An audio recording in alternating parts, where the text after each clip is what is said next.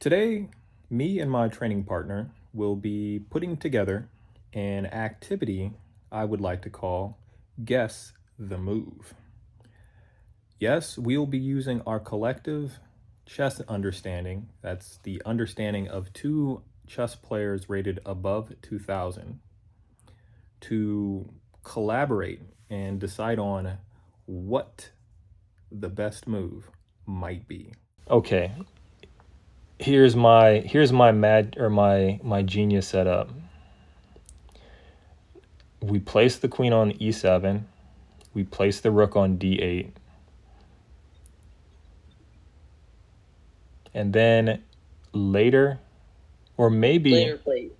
Well, eventually the goal is to get in e5, bishop e6. yeah, that's what I was thinking. Like I was thinking Yeah. maybe we play bishop or queen to d6, rook to d8, and then e5.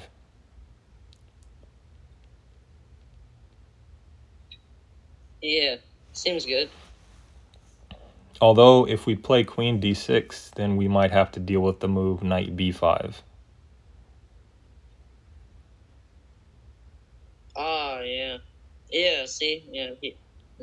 No, they normally say like the e2 square. I guess if it was white, is often a great square for the queen. Yeah. If he can get in like e3, queen e2, rook d1. It's like playing it like a Catalan. Yep. Queen e7.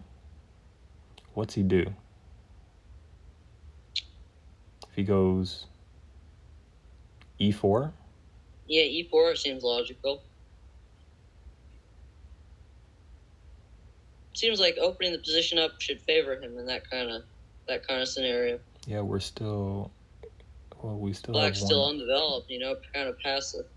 Bishop on c8 is still kind of having trouble developing, but maybe it's okay, but I don't know. What if we played? Well, this is a sharp one.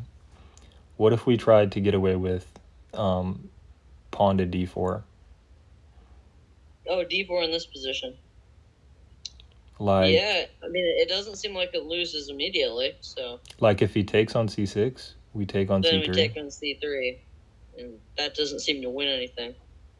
Yeah, if he drives his bishop back to If he takes g2. on b7, we take on b2. So Yeah, but if he drives his bishop back to g2 after that, and we take on b2, is that really a loss for him? We lost our d pawn, and his bishop has a diagonal now. yeah. Well, d4, bishop c6, dc3, and then bishop g2. Mm-hmm. Well, in that position, maybe we don't take on b2 immediately, because that just seems like he has just long diagonals for both of his bishops in that kind of position. Yeah. The bishops on g2 and b2 would both look pretty good. Maybe we tried knight to d5.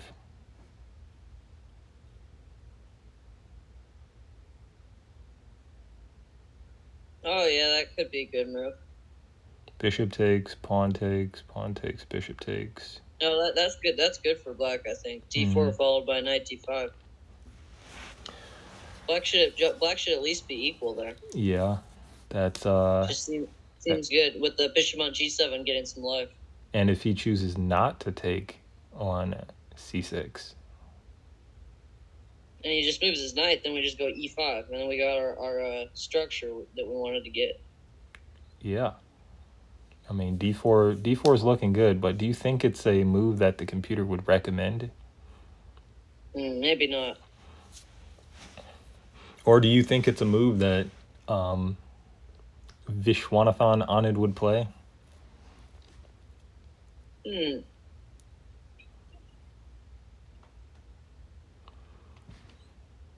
Well, it's either queen e7 or d4, it seems like. Because we don't want to mess with the queenside pawns. Mm-hmm. So I think computers. Or maybe rook e8. I don't know. But rook e8 seems a little silly. Yeah, I would like to put that rook on d8. Yeah, so we want to get to d8 in one go. So that's why queen e7 seems logical. And putting the queen on c7 runs into various knight b5 and bishop f4 stuff. So if we played queen e7, and he played pawn to e4,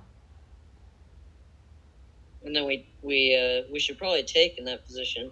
Yep, the knight takes, bishop takes, rook d8, queen e2.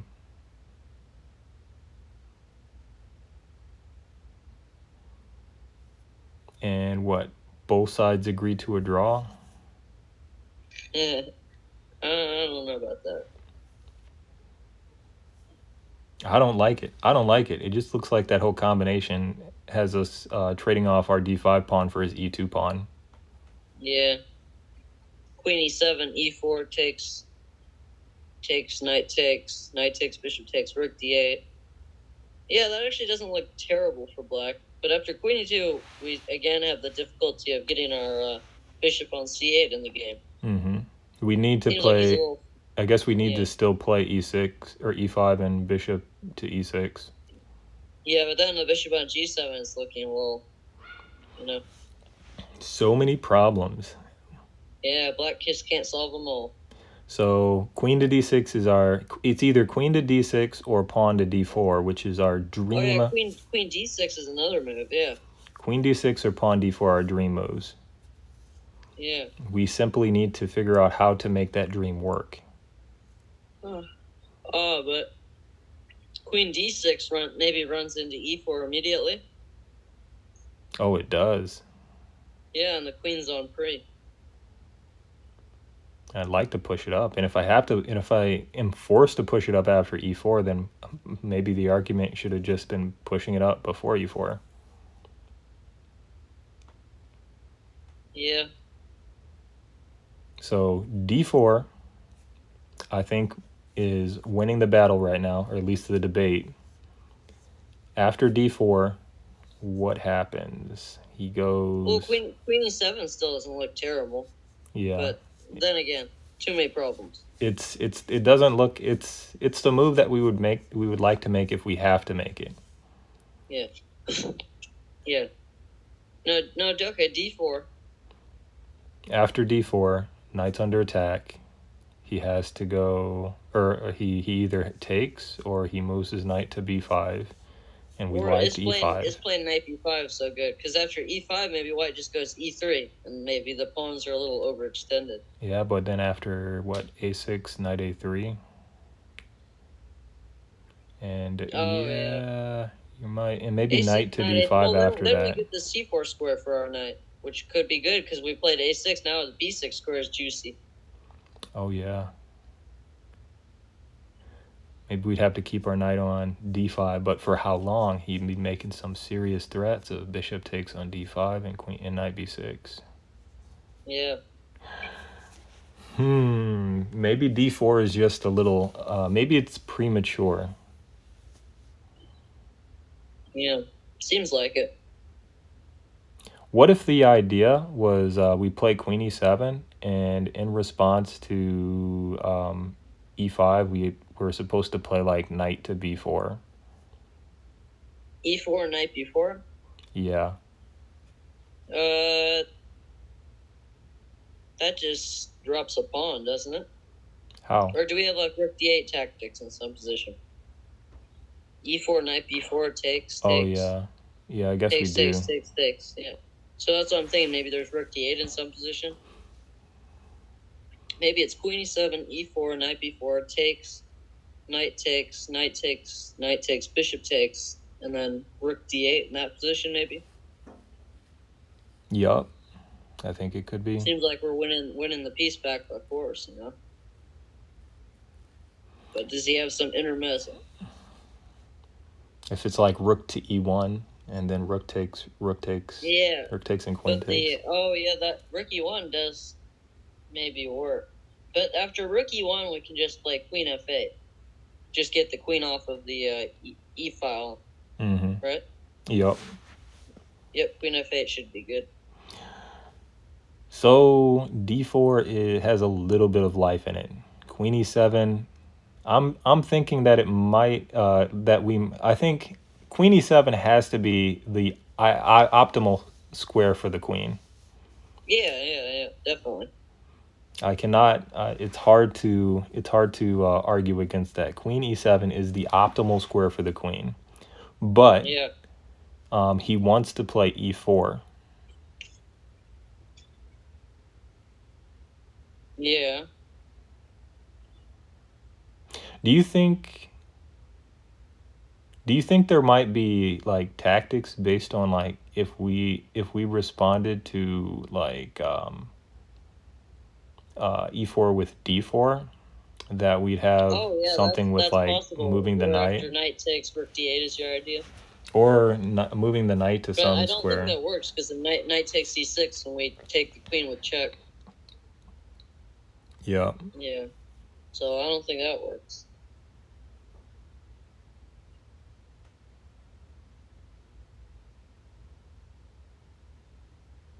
What if it's we go queen to e7 and then he goes e4. We take on e4, he takes with the knight, we take with the knight, he takes with a bishop, and then we go pawn to e5.